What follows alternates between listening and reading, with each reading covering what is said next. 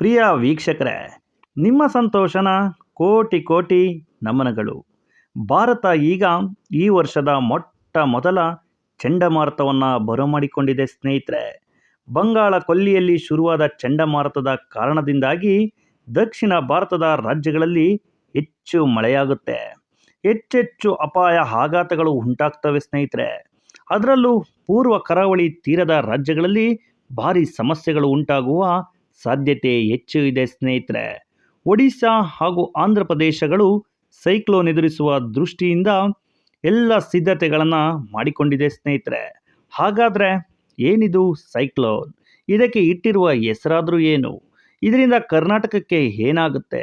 ಎಲ್ಲವನ್ನ ಈ ವಿಡಿಯೋದಲ್ಲಿ ತಿಳ್ಕೊಳ್ಳೋಣ ಸ್ನೇಹಿತರೆ. ಅದಕ್ಕಿಂತ ಮುಂಚೆ ಯಾರೆಲ್ಲ ಸಬ್ಸ್ಕ್ರೈಬ್ ಮಾಡ್ಕೊಂಡಿಲ್ಲ ತಪ್ಪದೆ ಸಬ್ಸ್ಕ್ರೈಬ್ ಮಾಡ್ಕೊಳ್ಳಿ. ಪಕ್ಕದಲ್ಲೇ ಇರೋ ಬೆಲ್ ಐಕನ್ನ ಕ್ಲಿಕ್ ಮಾಡಿ. ಸಬ್ಸ್ಕ್ರೈಬ್ ಮಾಡಿ ಬೆಲ್ ಐಕನ್ನ ಕ್ಲಿಕ್ ಮಾಡೋದ್ರಿಂದ ನನ್ನ ಮುಂದಿನ ಎಲ್ಲ ಮಾಹಿತಿಗಳನ್ನು ನೀವು ತಪ್ಪದೆ ಕೇಳ್ಬೋದು ಹಾಗೂ ನೋಡ್ಬೋದು ಸ್ನೇಹಿತರೆ. ಹಾಗಾದರೆ ಏನಿದು ಸೈಕ್ಲೋನ್? ಇದರ ಹೆಸರೇನು? ಎಲ್ಲವನ್ನ ತಿಳಿಸ್ಕೊಡ್ತೇನೆ ಸ್ನೇಹಿತರೆ. ಈ ಚಂಡಮಾರುತದ ಹೆಸರು ಮೋಂತಾ. ಮೋಂತಾ ಎಂದರೆ ಸುಂದರವಾದ ಹೂವು ಎಂದರ್ಥ. ಈ ಹೆಸರನ್ನು ಕೊಟ್ಟಿರೋದು ಥೈಲ್ಯಾಂಡ್. ಸ್ನೇಹಿತರೆ, ಈ ಮೋಂತಾ ಅನ್ನೋದು ಬಂಗಾಳ ಕೊಲ್ಲಿಯಲ್ಲಿ ಸೃಷ್ಟಿಯಾಗುವಂಥ ಚಂಡಮಾರುತ. ಇದು ಭಾರತಕ್ಕೆ ಅಪ್ಪಳಿಸುವಂಥ ಎಲ್ಲ ಸಾಧ್ಯತೆ ಇದೆ ಸ್ನೇಹಿತರೆ.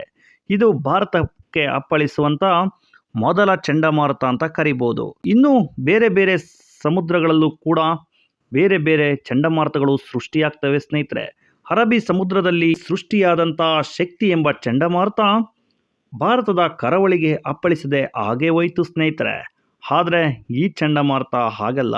ಈ ಮೋಂತಾ ಚಂಡಮಾರುತ ಭಾರತವನ್ನು ಅಪ್ಪಳಿಸುವ ಎಲ್ಲ ಲಕ್ಷಣಗಳು ಇವೆ ಸ್ನೇಹಿತರೆ. ಪೂರ್ವ ಕರಾವಳಿಯಲ್ಲಿ ತುಂಬ ತೊಂದರೆಯನ್ನು ಉಂಟು ಮಾಡುತ್ತೆ.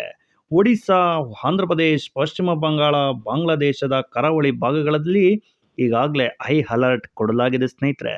ಅಕ್ಟೋಬರ್ 30ರವರೆಗೆ ಹೆಚ್ಚು ಮಳೆಯಾಗುವ ಸಾಧ್ಯತೆ ಇದೆ ಸ್ನೇಹಿತರೆ. ಆಂಧ್ರ ಪ್ರದೇಶದ 26 ಜಿಲ್ಲೆಗಳ ಪೈಕಿ 23 ಜಿಲ್ಲೆಗಳಲ್ಲಿ ಆರೆಂಜ್ ಅಲರ್ಟ್ ಕೊಡಲಾಗಿದೆ ಸ್ನೇಹಿತರೆ.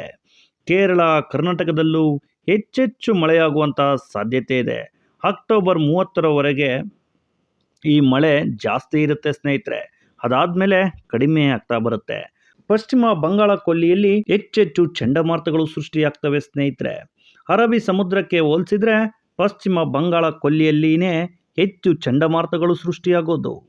ಯಾಕಂದರೆ ಅಲ್ಲಿನ ಉಷ್ಣಾಂಶ ಜಾಸ್ತಿ ಇರುತ್ತೆ ಅಂತ ಹೇಳ್ತಾರೆ ಸ್ನೇಹಿತರೆ. ಆ ಸಮುದ್ರದ ಮೇಲ್ಮೈ ಉಷ್ಣಾಂಶ 28 ಡಿಗ್ರಿ ಇದೆ ಸ್ನೇಹಿತರೆ. ಅರಬ್ಬಿ ಸಮುದ್ರದ ಉಷ್ಣಾಂಶ 23ರಿಂದ 25 ಡಿಗ್ರಿ ಇರುತ್ತೆ. ಅರಬ್ಬಿ ಸಮುದ್ರಕ್ಕೆ ಕಂಪೇರ್ ಮಾಡಿದರೆ ಇದರ ಉಷ್ಣಾಂಶ 3 ಡಿಗ್ರಿ ಹೆಚ್ಚಿರುತ್ತೆ ಸ್ನೇಹಿತರೆ. ಅಷ್ಟೇ ಅಲ್ಲದೆ ಪಶ್ಚಿಮ ಬಂಗಾಳ ಕೊಲ್ಲಿಯಲ್ಲಿ ಹೆಚ್ಚು ಚಂಡಮಾರುತಗಳು ಸೃಷ್ಟಿಯಾಗಲಿಕ್ಕೆ ಅದರ ಆಕಾರನೂ ಕಾರಣಾಂತರ ಸ್ನೇಹಿತರೆ. ಶೇಪ್ ಅದು ಒಂದು ಫನಲ್ ಶೇಪ್ನಲ್ಲಿದೆ ಸ್ನೇಹಿತರೆ. ಫನಲ್ ಅಂದರೆ ಕನ್ನಡದಲ್ಲಿ ಆಲಿಕೆ.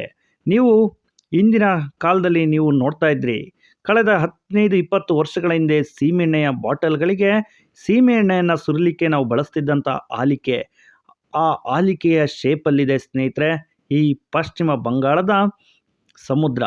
ಅದಕ್ಕೇನೆ ಹೆಚ್ಚೆಚ್ಚು ಚಂಡಮಾರುತಗಳು ಇಲ್ಲಿ ಸೃಷ್ಟಿಯಾಗ್ತವೆ ಸ್ನೇಹಿತರೆ. ಇದು ಕರ್ನಾಟಕಕ್ಕೂ ಕೂಡ ಅಪ್ಪಳಿಸುವಂಥ ಸಾಧ್ಯತೆ ಇದೆ ಸ್ನೇಹಿತರೆ. 90ರಿಂದ 100-110 ಕಿಲೋಮೀಟರ್ ಸ್ಪೀಡ್ನಲ್ಲಿ ಬೀಸ್ತಿರುವ ಗಾಳಿ ಅಕ್ಟೋಬರ್ 28-29ರ ಹೊತ್ತಿಗೆ ಭಾರತಕ್ಕೂ ಕೂಡ ಅಪ್ಪಳಿಸುತ್ತೆ ಎಂದು ಮಾಹಿತಿ ಇದೆ ಸ್ನೇಹಿತರೆ. ಕರ್ನಾಟಕ ಹಾಗೂ ಕೇರಳದಲ್ಲಿ ಮಳೆಯ ಅಬ್ಬರ ಖಚಿತವಾಗಿದೆ. ಕರಾವಳಿಗೆ ಆರೆಂಜ್ ಅಲರ್ಟ್, ದಕ್ಷಿಣ ಒಳನಾಡು ಜಿಲ್ಲೆಗಳಿಗೆ ಯೆಲ್ಲೋ ಅಲರ್ಟ್ ಕೊಡಲಾಗಿದೆ ಸ್ನೇಹಿತರೆ. ಮೀನುಗಾರರಿಗೂ ಕೂಡ ಎಚ್ಚರಿಕೆಯನ್ನು ಕೊಡಲಾಗಿದೆ. ಬೀಚ್ ಪ್ರದೇಶಗಳಲ್ಲಿ ನಿರ್ಬಂಧವನ್ನು ಹೇರಲಾಗಿದೆ. ಹಾಗೂ ಭಾರತದ ಸೇನೆ ಮತ್ತು NDRF ಸರ್ವ ಸನ್ನದ್ಧವಾಗಿದೆ ಸ್ನೇಹಿತರೆ. ಯಾವುದೇ ತುರ್ತು ಪರಿಸ್ಥಿತಿಗಳನ್ನು ಎದುರಿಸಲಿಕ್ಕೆ ನಮ್ಮ ಸೇನೆ ಸಜ್ಜಾಗಿದೆ ಸ್ನೇಹಿತರೆ. ಈ ಮೋಂತಾ ಚಂಡಮಾರುತದ ಜೊತೆ ಅರಬ್ಬಿ ಸಮುದ್ರದಲ್ಲೂ ಒಂದು ಚಂಡಮಾರುತ ಎದ್ದಿದೆ ಸ್ನೇಹಿತರೆ.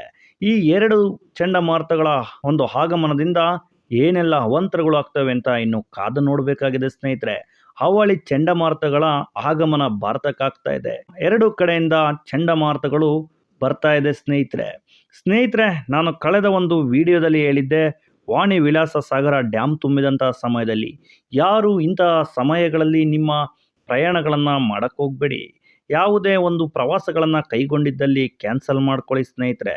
ಇಂತಹ ಅಪಾಯಕಾರಿ ಸಂದರ್ಭಗಳಲ್ಲಿ ಯಾರೂ ಕೂಡ ಹೆಚ್ಚು ಪ್ರಯಾಣವನ್ನು ಮಾಡಬಾರ್ದು. ಮನೆಯಲ್ಲೇ ಸುರಕ್ಷಿತವಾಗಿರಿ.